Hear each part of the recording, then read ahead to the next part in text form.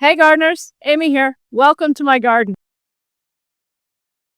It is February, and February is one of the best times to prune fruit trees because they are dormant. You can see the structure of all the branches, and most of the time with fruit trees, you are pruning for the health of the tree, so the dead and dying and diseased tissue, and as well as the shape of the tree, not necessarily aesthetics. So winter, when they are dormant and the leaves are all off, is a great time to accomplish those things because you can see everything. It's all right here. So the history of these trees is these were planted by my grandparents. I just moved onto the property where my grandparents just and raised their kids after they emigrated from Italy. And here I am. I am trying to get the farm back up to the way my grandma had it. So these 4 plum trees are a little worse for wear. They have seen better days. And there are 4 other apple trees back there that are still alive in worse condition than these. So my goal over the course of this video, which I'm going to film over probably several days as I have time and weather allows, I have 2 goals with this pruning. Both are to improve the health of the tree. So to improve the health of the tree by removing all the dead, dying, and diseased tissue and just get it out of the way.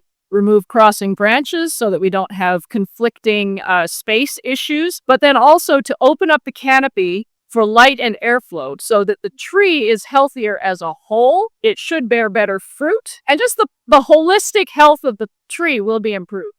So the sun is already going down behind that mountain behind me, so I'm running out of daylight today. Let's get started. Tools you will want when pruning trees. First and foremost, hand pruners. These are your quintessential tool for pruning. I like Corona brand. The best brand, if you can find it and afford it, is Felco. Corona is a close second. Don't waste your money on Fiskars. They use cheap metal that doesn't even hold an edge. So don't waste your money on Fiskars pruners. You'll also want some saws. Now, in various different sizes, pruning saws are cut in a very specific way to prune live wood. The cut of the blade helps to cut through wood quickly and cleanly. And that's what is most important here, is you want a clean cut, because if you get a ragged cut, like what most carpenter saws leave, you'll be opening the trees up to disease and all kinds of other problems. So don't use a carpenter saw, use a pruning saw. Loppers are also a good idea. And then safety equipment. You will want to dress for the weather. So good, strong boots. You'll see I don't normally wear a hat when I'm pruning. Sometimes I do just to keep the sawdust out of my head, but I don't wear a wide-brimmed hat. The reason for that is I can't see the branches above my head. That's a problem. I've hit my head on trees more often than I can count.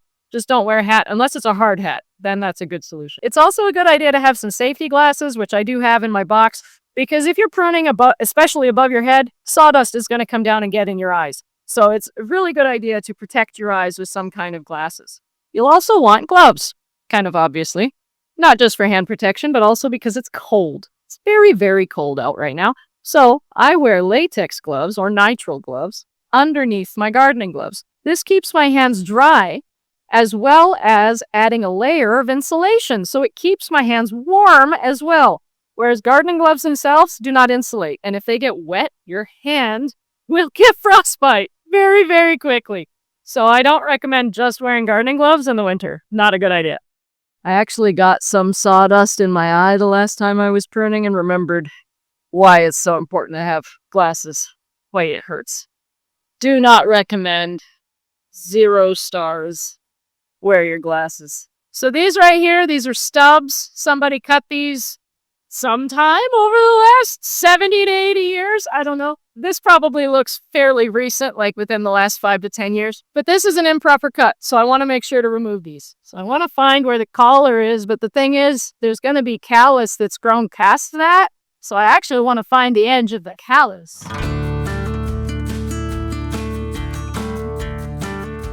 Now this gets a little tricky because this actually goes back into this bark. So what I'm going to do is come up and do a 45-ish degree angle up here and cut down so that I don't risk cutting into the live branch.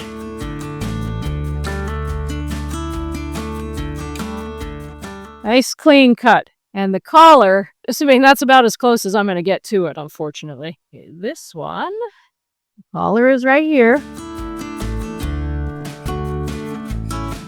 Here's 2 more stubs. These ones I cut in the summer and I forgot to come back and correct them, so I'm going to correct them now. What was happening in the summer was all this undergrowth that you see here. I thought it was suckers when I first moved back onto the property, but as I was harvesting the plums, I realized these aren't suckers. These are saplings. Every single one of these is a legit baby tree. And my original plan of cutting them down to the ground just didn't seem right when I realized they were actually trees. So I posted an ad and had the whole community come over and dig their plum trees. I was like, free plum trees, you dig. And I had a whole bunch of people come over and help me with that. And I have a whole other video on that. That was a blast. We got so much done. And as they were digging out these saplings, I was able to get in here and start pruning out some of the dead. Didn't finish it, obviously, but I got a lot pruned out. And I figured I'd come back later in the year, in the winter now, and take care of whatever was left. This branch over here also needs to come out. That will probably wait until tomorrow because I'm running out of daylight. But anyway, here are these 2. And I'm just going to, again, find the collar and take them off. Surgical precision, as my arboriculture instructor absolutely hammered into our heads. My next cut on this tree is going to be this big branch here. This branch is dead from the top all the way down. And you can see it's dead because the bark is all shriveled. It's peeling. I can see that there are no vascular juices moving underneath this bark. It's also wrinkly. Like it just looks dead. And at the ends, there's no growth coming out of these twigs. Whereas you can see the live growth on this tree is turning red. There's stuff happening there. It's getting ready to bud out. Like there is life under there. There's nothing on this branch all the way down to here. Another way to tell if you're just not sure, break off a twig. If it bends, it's still alive, most likely, because there's still vascular juices flowing. It's still soft. But if it just snaps off and it's dry, it's very dead. Don't worry about it. Now, if you're not certain how far down the dead wood goes, start by removing the stuff you know is dead and work your way down. So if I didn't know it was dead all the way down to here, I would first take off this, then I would take off this, and then this. Obviously, that's all dead. And then I know I can come down and take off this. One last thing on this one, I am going to be doing a 3-point cut because this has a lot of weight up here and I don't want to just cut it off at the bottom, have the branch break and tear the bark down all the way down the trunk along with it with falls. So a 3-point cut prevents that from happening. First cut is underneath the branch, 6 inches, a foot, wherever, away from your final cut. So right about here is going to be good. You want this first cut to go about halfway through the branch that you're cutting. Not all the way, because the weight's going to start bearing down and it's going to pinch your saw. So before that happens, you'll take your saw out and then do cut number 2. How I do the second cut, this distance that's left, that's about how far away I make my second cut. So if there's about an inch left of wood that I haven't cut through, I go about an inch away from the first cut. It's just something I've learned over the years. That's about how much space you need. If there's 2 inches left of wood that I haven't made it through with that first cut, I'll go 2 inches away. It just works for some reason. It prevents the branch from breaking wrong. The second cut goes farther away than the trunk. So on the other side of the trunk. And if you can't remember if it goes on the inside or the outside of your first cut, just think about how the branch would break when it snaps. Because the point of this is for the branch to fall on purpose and in a controlled way. If you cut it this way, out here where it's supposed to be cut, the branch will snap and you can easily set it down on the ground. You can grab it, control it, and set it on the ground. If you cut it here, there's going to be a ledge where the branch is never going to snap off until it topples, which is not what you want because you'll lose control of the branch and it could fall and hurt somebody. Not the point. So your second cut goes on the outside of the first one. Again, there's a few centimeters, about an inch there, so I'm going to go about an inch away. Now I'm just going to reach up and intentionally break the branch. Just like that. Now that this is separate from the tree, I saw this before, but it was hard to point out to the camera. There is a little bit of live growth that was on this. But keeping this whole thing for this one twig, not worth it. I would rather the tree save the energy it was going to try to put into this and put it into its healthier wood. That's really important. Remember, every cut you make has to have a reason. And if you're going to cut off live stuff, you have to be able to justify that cut. Now it's time for cut number 3. The other 2 cuts did not need to be precise. Just wherever on the branch. Cut number 3 is the important one. Surgical precision. This is a heading back cut. There is no branch bark collar here. So I want to make sure that the cut is straight. I do not cut into this branch bark ridge, but I want it at an angle that's not going to hold water. Usually it's really hard to get a good cut from the crotch angle of the two branches. So you'd have to come from the bottom and go up. In this case, though, that's actually pretty good. So I'm going to go this way because I know I'm not going to cut into the collar if I cut it from here. When it's about to break, hold the branch and slow down your sawing. If you just let the branch fall, two things could happen. One, you'll break this last bit and it'll be jagged, which is the whole reason you're using a pruning saw, is to avoid jagged cuts, right? The other thing that can happen is that the bark stays attached, and when the branch falls, it'll tear the bark down with it, and that'll leave a big old wound that also opens up the tree to rot and insects and all kinds of things you don't want. But that is a pretty darn good cut. I do say so myself. We don't put anything on our tree, no like wound bandages or whatever. That was an old myth that's been debunked multiple times over. We don't do anything like that anymore. What's important for the tree is a good clean cut in exactly the right spot, and then just leave it alone. So here's one that has a lot of dead, but there is a little bit of life. I'm not positive how much of this I'm going to take off yet, so I'm going to take it off in smaller pieces, where I'm definitely removing all of the dead and being more careful with what's still alive. I might take that part out just because the energy it's spending on this might not be worth the structure of whatever it's attached to. We'll find out once I get all the dead out of the way and can actually see where this is coming from. So this one is very dead. It's broken off. There's no bark here. It's very gray. Like, it's obvious that this is dead. It's crossing with this live branch. Okay, that's all of this. It's crossing right here. And so I'm going to take this out. Okay, so again, I'm going to do a 3-point cut because this branch is actually putting a lot of pressure on this one. And so when it breaks off, it's going to break off with some velocity behind it. So I'm going to start with an undercut.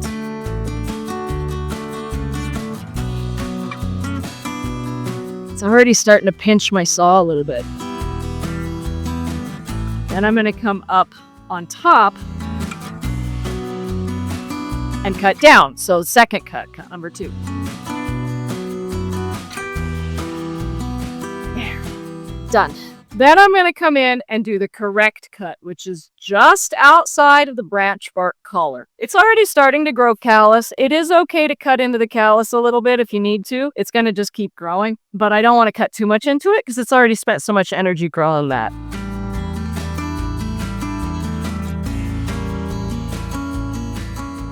Okay, so there's that one. Now I'm going to take out this one that's very dead. There was a lot going on with this branch up here, but for right now, this is dead, so I'm going to take this part out. This is a workout on my shoulder that I'm not used to. This is a weird angle.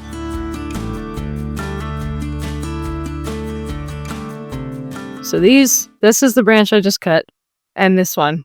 And then here's what I was saying is really weird. This actually comes here and then changes direction. It looks like somebody cut this here, and then it goes back, and then it comes forward again. That's just weird. Look at the weird shape of this branch. This out here is also dead, so I'm going to take that off. And then this top here is dead. So I need to remove that as well.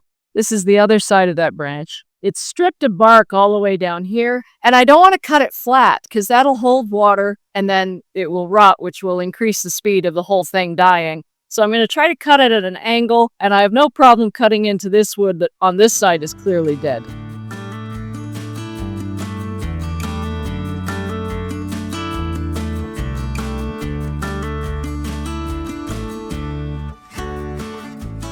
It's not quite as angled as I would have liked, but it isn't flat. Like, it shouldn't hold water. I've removed all the big, obvious dead stuff, and now what's left are the little twigs. There's quite a few small twigs that are dead, but this branch goes to all this growth here and all this growth over here. It's definitely worth keeping this main central branch because honestly, this is over half of the tree right here. So I'm going to keep this one, but I am going to go ahead and prune out some of the dead twigs and even a couple of the live ones. Some of these ones that aren't as vigorous as the others, they're going to take the tree a lot of energy to keep alive, to keep going. And it would be better for the tree to take that energy and put it into one of the branches that's already healthy versus trying to limp along all these little spindly weak ones. So I'm going to cut off some of the weaker ones to help encourage the healthier growth. I'm also going to look for things like crossing and rubbing and prevent a problem before it starts. This one right here is crossing with this one. So let's just take it out now. And in fact, this whole branch is only supporting 2 little tiny twigs. Let's just take this whole branch out. And then that prevents a whole bunch of crossing and rubbing later.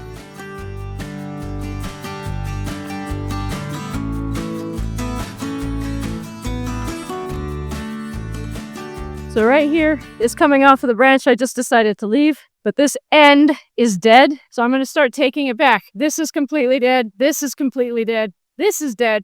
This has a little bit of life on it, but that life is kind of It's not as red, it's not as vigorous or as healthy looking as some of the other growth. And so if I keep going farther back, this one, better, still kind of iffy. But I think I'm going to take it back this far for now, because I can always decide to take this much and more off later.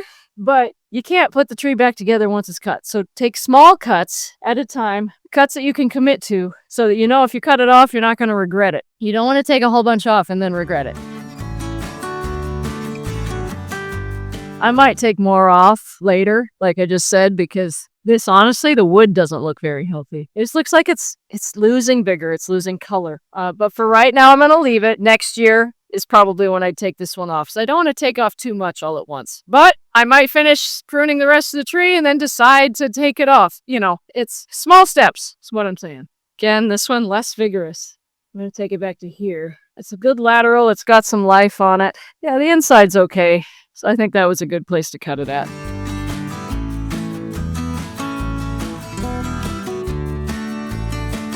This whole branch for one live twig, not worth keeping.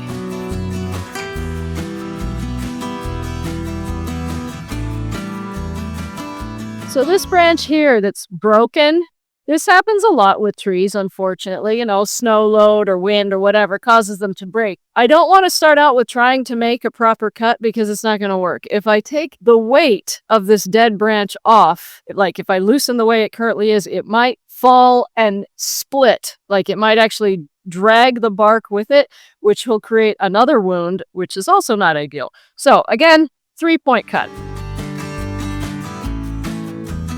This one's so loose that it's actually not even attached except by the bark. So I'm just going to come in and do another cut there. I really wish I had gotten the rest of these out before winter. I could just cut them down, but these are actually saplings, and I hate to waste a good tree. So I've been digging these up and giving them away to people in the community. I'm actually planning on this spring getting a couple of booths at the local farmer's market and just selling them at the farmer's market because they're good trees. I hate to just cut them down, but they are really freaking in my way right now. So I still need to take off this stub. It has 2 suckers coming off of it, but they are suckers. They're loosely attached, and it's not worth keeping this stub just to keep these 2 suckers. So I'm going to take the whole thing off.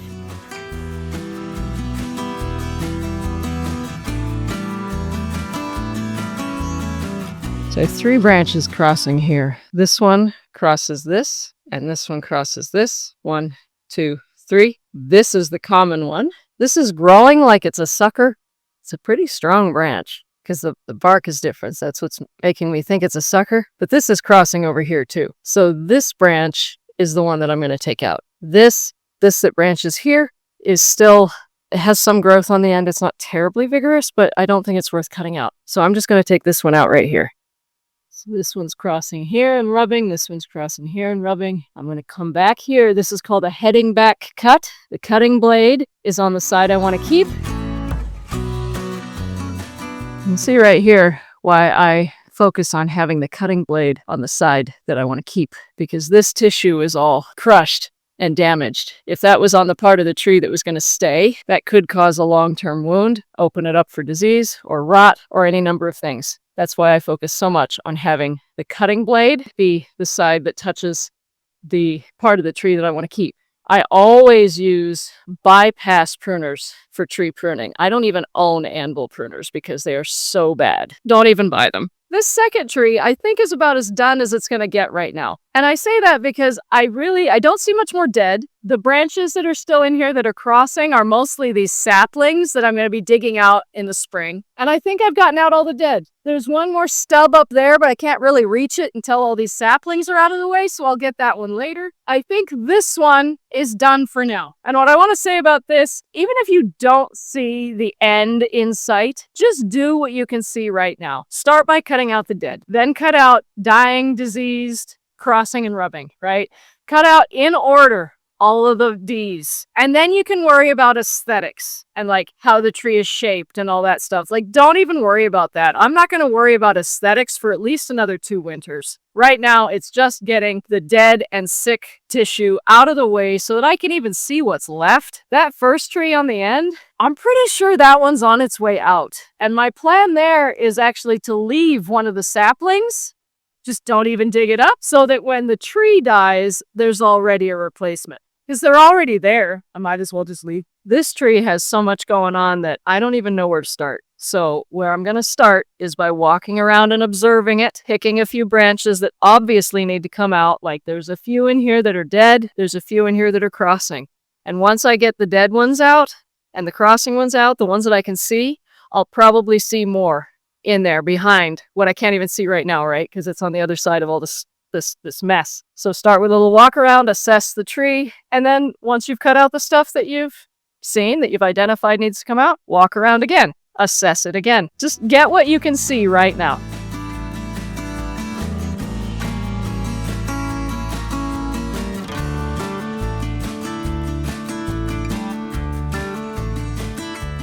The other side of that cut is right here. This is pretty much on its way out. I think this whole thing might be dead, actually. No, I mean, there's life on it. You see. This comes from it. So there is life. But yeah, that whole thing isn't looking great.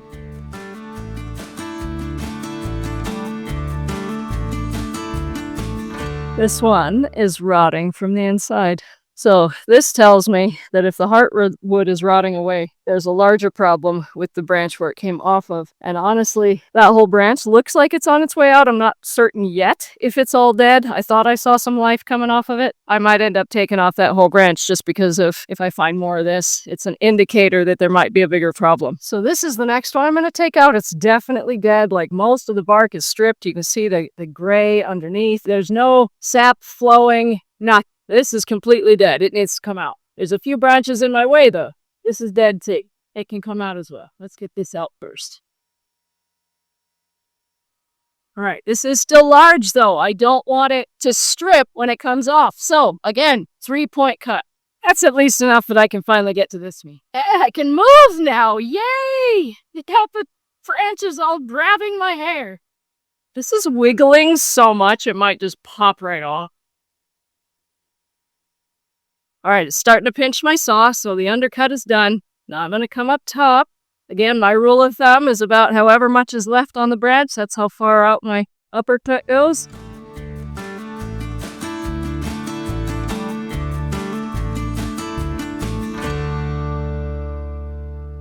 There we go. And it pops right off, and you can control its fall. All that rot in there. Yeah, this was definitely ready to come off, whether by pruning or on its own. So now I'm going to come in and make the final correct cut. That was cut 1, cut 2, this is cut 3. I got to figure out a way to get the angle of my saw just right so that I leave it as clean as possible. I think this is already starting to try to grow callus, actually. So what I just did was I started a cut and then I looked around to make sure, is this the right angle? Got to look all the way around because I can't see what's on the other side, so I have to move. Is this going to end up in the right place? Close. I might end up cutting some bark off on this side. And over here, that's exactly where I want to be.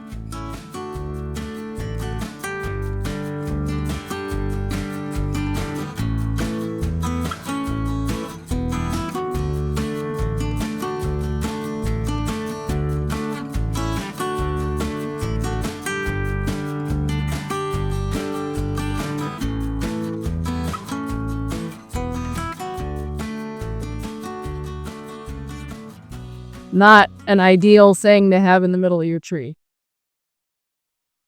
Yeah, that is rotten. So now that that's all out of the way, I can actually see farther up into the tree here, and I can see the next thing that needs to come out. So there's some more dead up here. This. I think this whole branch might be dead, but I'm going to take it off in pieces just to make sure. So this one definitely dead. The thing behind it dead. Yeah, dead. Yeah, this whole branch is dead. So this one can come off. And that I was planning on taking off too. Cool. All right, 3-point cut. Underneath first.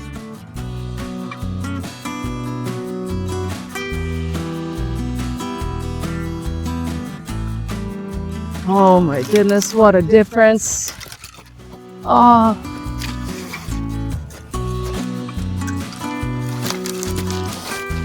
Ah! Yay! Oh, wow. Yay. Okay, now I gotta figure out where this one needs to be cut.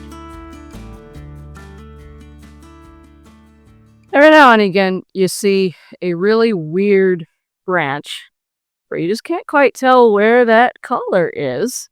So right here is a clear line that looks like the collar, but like the branch isn't connected to anything until way back here. Oh, you know what? Oh, that's not completely dead. I won't take that off yet. This is awful crossing though. One of these two needs to come off. This one's crossing multiple branches. I gotta get a closer look at this. Okay, so this one goes over there, and I see some life on it. This one goes up tall, and there's life on it too. But oh my goodness, which one? Oh, hey, okay, so come over here. I'm gonna look at it from a different angle.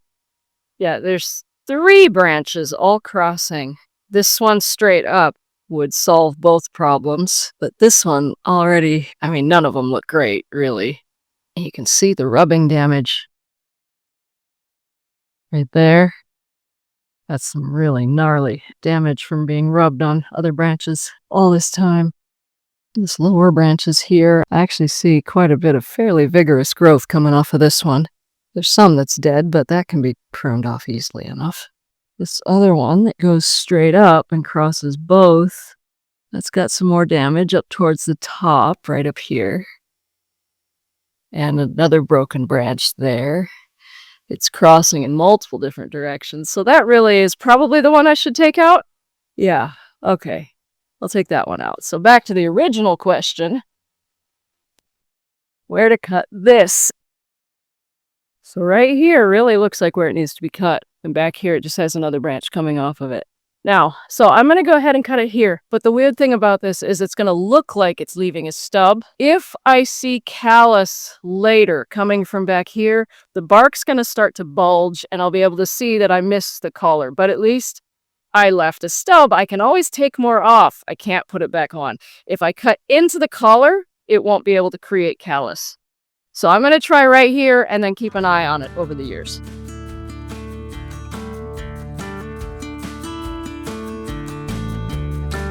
Deal.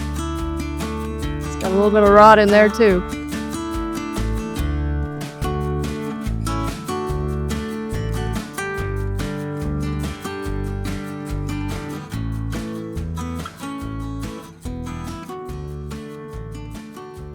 I feel like the tree can breathe again. Okay, now that that branch is out of the way, you see the discoloration here. That is rubbing. That is from that other branch rubbing on this one. You can see more of it up on top right here of this branch that's now exposed. This one isn't so bad. That one is a wound that the tree is going to have to heal, and it's going to take some time. If it's actually, that branch looks like it's ready to come out too, but I got to take a closer look at it. There's some more dead to clean up in here, so I'll do that next. I hate when this happens. This branch didn't grow straight out. It's not coming straight out of the trunk. It's literally growing crooked. So the collar is like back in here somewhere, and the tree is growing around it. So, I mean, in this case, do your best. If you're trying to do this on your own, this would honestly be one that I would ask an arborist about. I'm just going to do my best. I can always take out more later.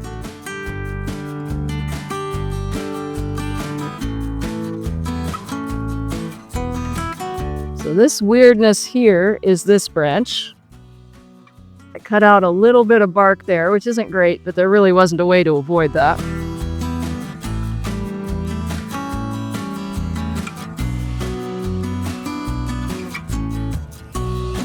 Yeah, this is all dead too. Look at that. All right, cool. Didn't even see that one before.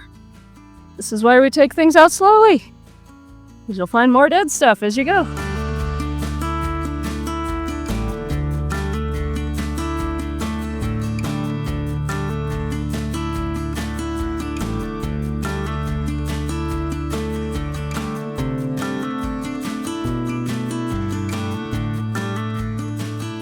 Everything else on this tree is up high. I'm going to need a ladder, so I'll be back. This right here is what happens when a branch breaks, but the bark does not disconnect with the branch. It tears off the outer layer of bark, exposing the cambium, and then the tree has to grow callus to cover it up. Doesn't matter if this is a small branch or a huge one, this is still a wound. So when pruning, you want to try to prevent this. I wanted to wait until after the snow melted to do the ladder work, but then I got to thinking about it. By the time the snow melts, that's going to make the ground soft, so less safe with a ladder because it's going to sink down in. And by the time the ground hardens up again, the tree's going to be leafed out and it's going to be summer, and I won't be able to see what I'm doing. So it really is now or never. So here we go.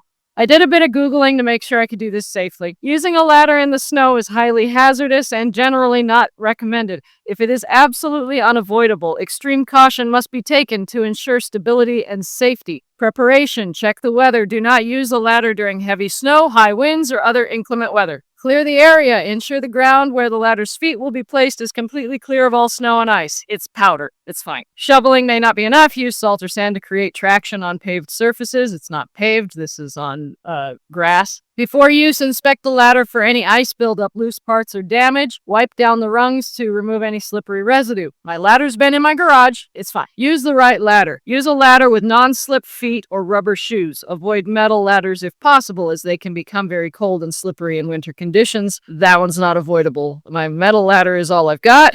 But as long as it doesn't get wet, it should be fine. Dress appropriately. Wear slip-resistant footwear with good traction and clean soles before climbing to prevent snow from compromising your grip. Avoid bulky clothing that could obstruct movement or get caught in the ladder. Set up and use. Place the ladder on a firm, level surface. If the ground is uneven, use leg levelers or place a sturdy board under the feet to provide stable footing. Secure the ladder. Have a second person foot the ladder by holding the base steady, especially when raising or lowering it. If possible, tie off the top of the ladder to a secure anchor point. Follow the 4-to-1 rule. This is extension ladders, not what I have. Position the base 1 foot away from the wall for every 4 feet of vertical height, so you keep a good angle. Always maintain a minimum of 3 points of contact. I do that anyway. 2 hands in 1 foot or 2 feet in 1 hand on the ladder when climbing or descending. Stay centered. Keep your body and belt buckle centered between the side rails of the ladder to avoid losing balance or tipping the ladder over. Move slowly and face the ladder when climbing and descending, slowly and deliberately. Always facing the ladder. Use a tool belt, carry tools in a belt, or use a hand line and buckle to raise or lower materials. Never carry them in your hands while climbing. And using a spotter, like working in pairs with one person as the spotter, is recommended in winter conditions. If conditions are too dangerous, the job should be postponed until the weather improves, or alternative equipment like a scissor lift should be used. That's not an option.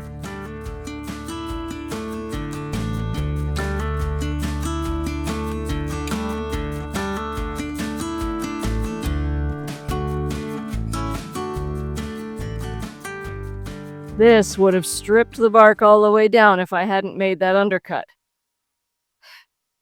Then we go down and we find the correct place to cut, which on this one is down here. When you can't find the right place to cut, or your saw just won't fit, what do? Well, you do the best you can. In this case, the right place to cut is probably about here, because this might still be a viable branch. I'm not sure yet, but for right now, I want to make a correct cut, at least as close to the right spot as possible. So I'd be doing it like here-ish. But there's still a lot of stuff in the way, so I'm just going to go in and do the best I can. Hold and support the branch during your final cuts so it doesn't tear and rip, which would defeat the purpose of the 3-point cut. Nice smooth cut is probably not in exactly the final spot yet, but it's pretty close. And it's smooth, which is what's really important here. So after getting a bit more out so I can really get a good look at this one, this here that I was intending to leave because I wasn't sure of its condition, I'm pretty sure is dead all the way to the top. So rather than wasting time trying to detail prune it or whatever, I'm just going to go ahead and take it out now because it's crossing in multiple places with the other branches. Like I said, I'm pretty sure it's dead anyway. If there is any life up there, it's probably not very healthy. And there's, this mess down here where it's crossing with the other two main trunks of the main trees. So we're just going to take it out, and it's going to be a few cuts before it's done, I think. First one I'm going to do is right here. Now, there's going to be a lot of pressure on this branch because it's pushing. These two are pushing against each other. So as I start to cut, it's likely going to start to pinch my saw. So I might have to do a few cuts to get through it.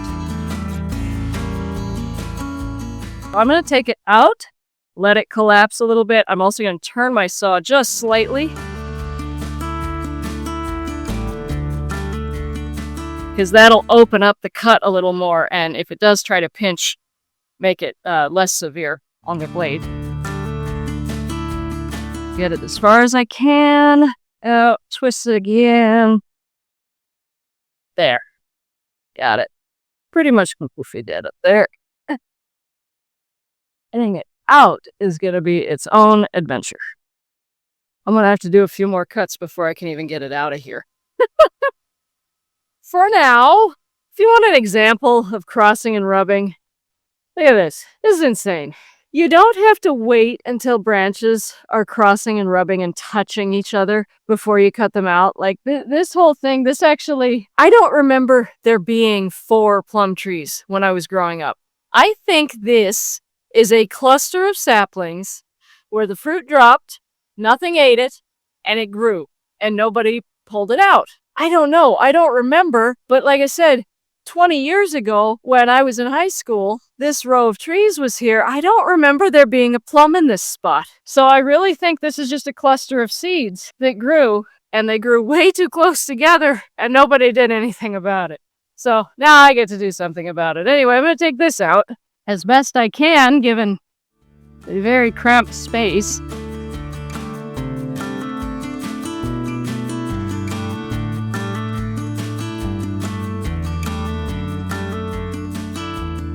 There's still this situation where there are 3 trees crossing, rubbing, and literally pleaching together. But at least here can breathe now, and that was dead anyway, so it needed to come out. All right, next. This branch here, I wasn't sure if the whole thing was dead or not, or if it would be worth keeping. There is some life on it, this branch and this branch, but this is not big enough to justify making a cut here to keep it. Everything past this point is dead. This is nowhere near even a quarter of the size of this branch it's coming off of, and it needs to be at least a third, I believe is the ratio, in size in order to justify keeping it. So this whole branch, it's not worth keeping for this. I would rather the tree take the energy that it would have spent on this and put it in its healthier growth, its healthier branches, because that will make a healthier tree overall. So this whole thing has to come out, which is all the way back here. 3-point cut.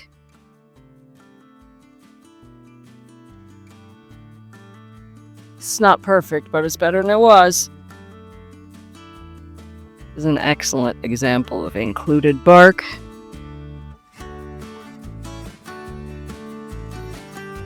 There. This comes off of this. It's also crossing, rubbing, and oh my goodness, what a mess.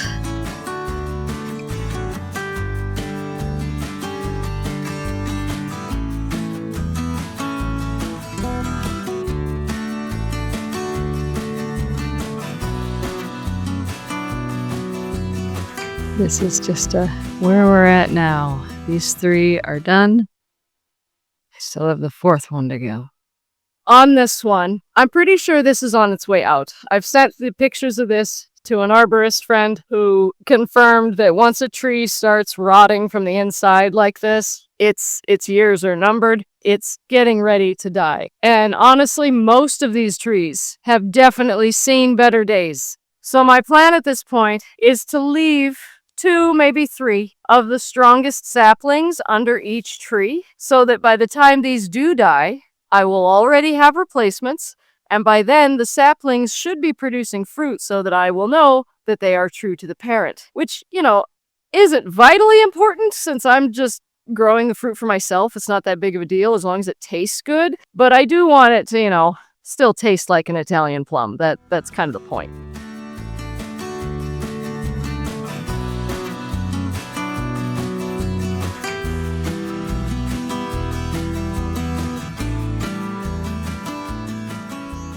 This is an example of a branch that may not be rubbing right now, but it's crossing and it's going to cause problems later. And why would I wait for it to cause a problem? Why wouldn't I just take it out now? It's coming from down here. It comes up, crosses this big branch this way, and then even comes back and rubs on it back here. There's no reason to leave that. It's a good candidate for removal right now before it causes a problem. And even better, now I can get in here to remove this stub.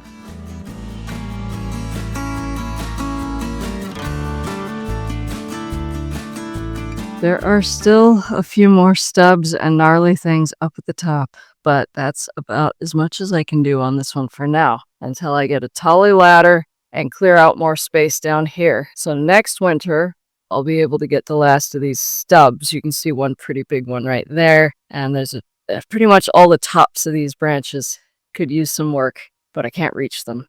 So I need to get all this cleared out, and that's it. The plum trees are done. I don't even know how many hours that took, but it was over several weeks. And there's the pile of debris. It's actually not much, really, considering how much dead was up there. It doesn't look like nearly as much as I would have expected. But yeah, there they are. Thanks for watching, everybody. I hope this video was educational and valuable for you. And if you liked it, please make sure to tell me by hitting the like button down below. If you have any questions, leave them in the comments down below. I always like to reply to all of my comments. And if you haven't already subscribed, please remember to do that so you get more gardening content like this in your video feed every week. Thanks for watching, guys. I'll see you in the garden.